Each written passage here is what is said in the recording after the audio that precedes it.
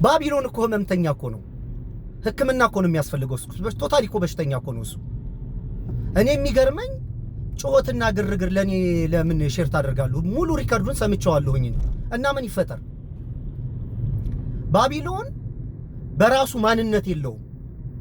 ምን እንደሚናገር እንኳን አያውቅም። ምን እንደሚናገር ባያውቅ እኮ መጀመሪያ ራሱ በራሱ ያፍር ነበር። እነ ዮኒ ማኛ እነ ሞጣ እነሱ እኮ አትሊስት ይቀያየራሉ። የሆነ አቋም አላቸው። ከራሳቸው የጀመረ ስተትም እውነትም አላቸው።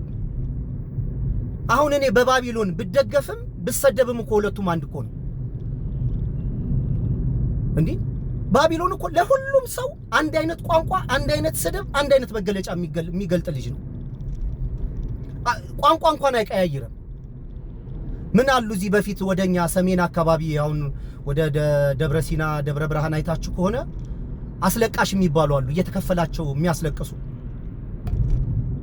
ሀዘንተኛ አይደሉም፣ የሞተው ሰው የነሱ አይደለም፣ ግን ይከፈላቸውና ሀዘኑ የነሱ ሀዘን እስኪመስል ድረስ ሀዘንተኛውን ያስለቅሱታል።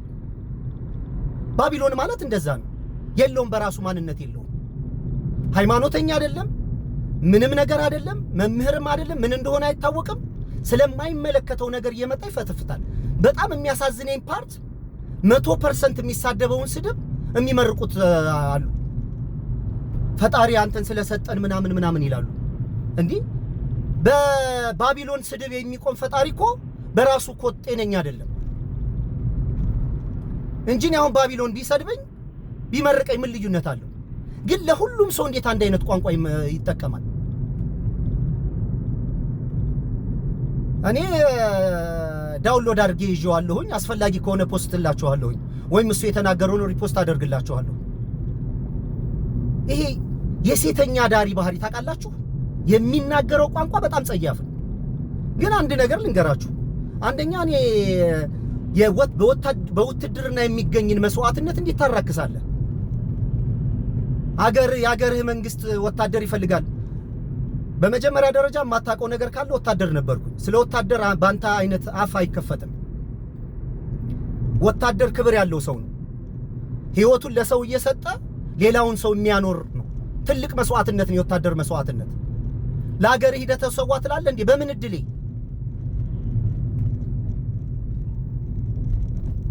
የዚህ መንግስት ካድሬ ያረገኛል፣ ቡናው ቃጭ ይላል፣ ግብረ ሰዶማያን ይላል። የማይናገረው ነገር የለም። ይሄ ልጅ ህክምና ነው የሚያስፈልገው። ግን እሱ ምንድነው ሰዎችን እያሸማቀቀ አንዳንዶቹ እየናቁ ነው የሚተውት። ማለት እንደዚህ አፈሩን ምናምን አይታችሁት ከሆነ ቆንጆ የሚባል ልጅ ነው፣ ዘናጭ ልጅ ነው፣ የሰለጠነ ሀገር ነው የሚውረው። ግን ወሬው ይሄ ዶሮ ማነቂያ ወሬ፣ የቀይ መብራት ወሬ። ይሄንን ማንነት እኮ ስለማታውቀው ነው። አንደኛ ብትመርቀኝም ብትሰድበኝም እዚህ ማንነት ላይ ምንም የሚያመጣው ነገር የለም። ለምንድነው አሁን የምነግርህ? ህሊና እንኳን ካለ ይሄ ለማንቃት ቻርጅ ለማድረግ ወደ ልብህ እንድትመለስ በንግግርህ እንድታፈር። እንዴ ሃይማኖት ምንድነው ትላለህ እንዴ? ሃይማኖተኛ ሁን መጀመሪያ። አንተ ስለ እስልምና ተቆርቋሪ ለመሆን ሙስሊም ሁን መጀመሪያ። እንደ ሞራል እንዳለው ሰው ከሰዎች ጋር ጤነኛ ሆነ ለመግባባት አድርግ። ሰዎችን እየተሳደብክ እያሸማቀክ ለምንድን ምንም አይመስለኝም። እኔ ነገ ባገኘህ እንደባለፈው ነው የማወራ። ይቅርታ ማልልህም ይቅርታ እንድትጠይቀኝ አላደርግም። በቃ ምንም በበሽተኛ እንዴት አዝናለሁ እኔ።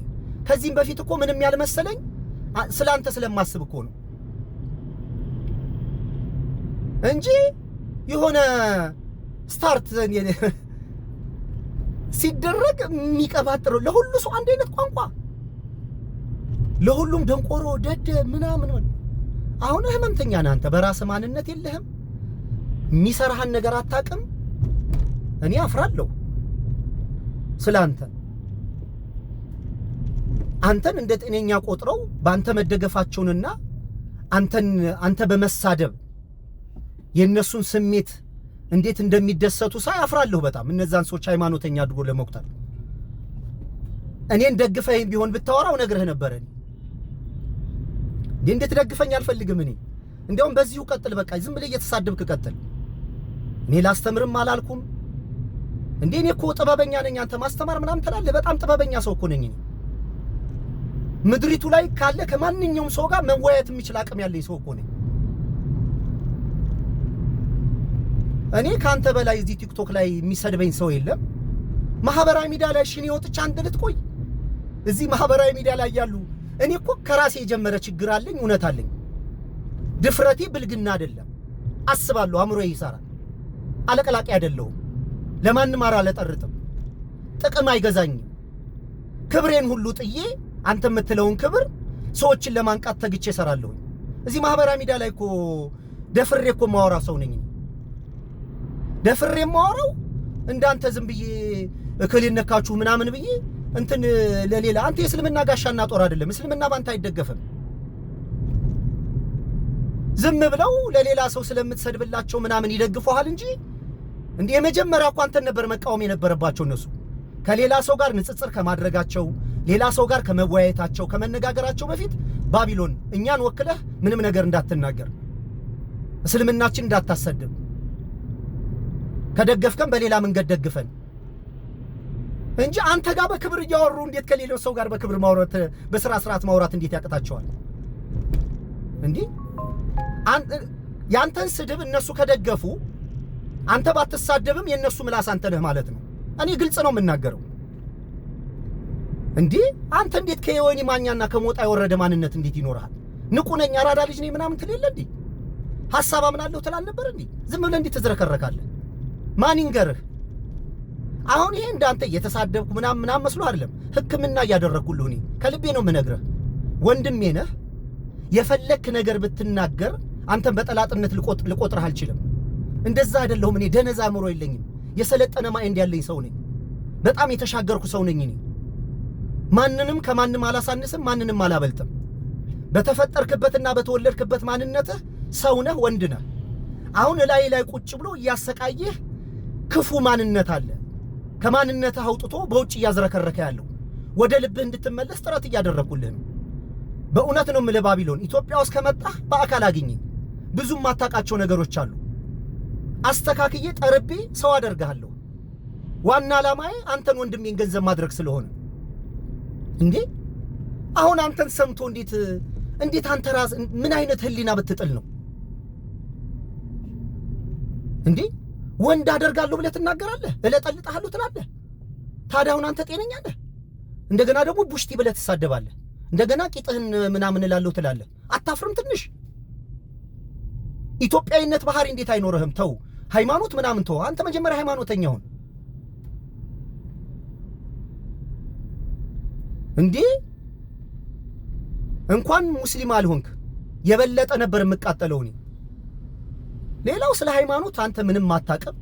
እኔ ከዚህ በፊት ደጋግሜ እኮ ተናግሬያለሁ። የምቀይረው ሐሳብ የለኝም። ግን የዛ ሃይማኖት ደቀ መዝሙር ለመሆን የዛ ሃይማኖት ተቆርቋሪና ተናጋሪ ለመሆን መጀመሪያ ሃይማኖቱን መቀበል አለብህ።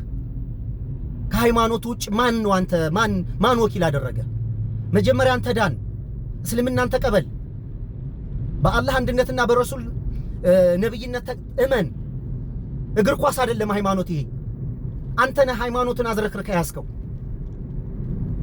እና እኔ ላንተም ለደጋፊዎችህም እንደው የሰው መሳቂያ አትሁኑ። እኔ እውነቴን ነው የምነግራችሁ፣ ደጋግሜ ነው የምነግራችሁ። በፍጹም የማታገኙት ፕሪቪሌጅ ነው። ማህበራዊ ሚዲያ ላይ እንደኔ አይነት ንጹህ ወንድም አግኝታችሁ አታውቅም። ይሄ በትምክት ነው የምነግራችሁ እንዴ።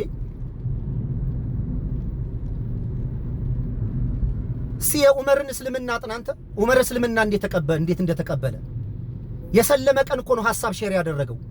የሰለመ ቀን እኮ ነው የልቡን ቅንነት ነብዩ መሐመድ ሰለላሁ ዐለይሂ ወሰለም እኮ የመሰከሩለት። አንተ ማን ነው እስልምና ዳኛ ያደረገ? እና ደጋፊ አትሊስት እኔ ሙስሊም ነኝ፣ ከነስተቴም ቢሆን ሙስሊም ነኝ።